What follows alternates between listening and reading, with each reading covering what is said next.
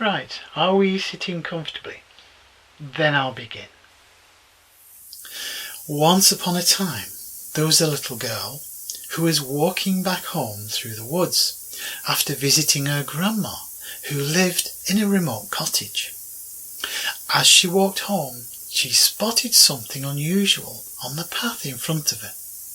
She bent down, picked it up, and looked at it long and hard, trying to figure out just what it was. And then she realised it was a hairy toe. Bigger than your average toe, and a lot more hair than your average toe. But yeah, it was definitely a hairy toe. Well, she thought, you don't see those very often. So she put it in a basket and took it home. That night, when she had settled down in her bed, she remembered the hairy toe.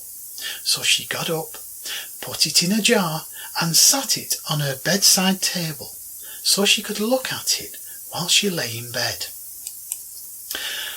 Then, did she hear something? She listened hard, and yes, she could hear a voice outside her bedroom window, and the voice said, "Who's got my hairy toe?" She gasped. Then she heard it again. "Who's got my hairy toe?" It was louder. This thing, monster, beast, whatever, was getting closer. "Who's got my hairy toe?" The girl was getting worried. But then she heard the front door latch go, and the voice, "Who's got my hairy toe?" was getting closer. It was in the house. She lay very still and very quiet and very worried.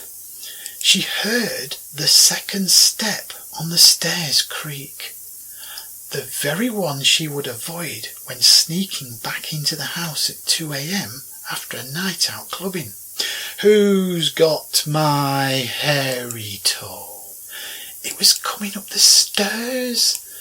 No, she thought, it can't be. It can't be. But then she saw the shadow under the door. "Who's got my hairy toe?" She pulled the covers up to her shoulders. And then, when she heard the door handle rattle, up to her neck. "Who's got my hairy toe?" It was coming into the room. She pulled the covers over her head and shrank down into the bed as tight as she could, hoping to disappear so the thing would not see her. "Who's got my hairy toe?" She felt the bed sink. It was sitting on the bed. "Who's got my hairy toe?"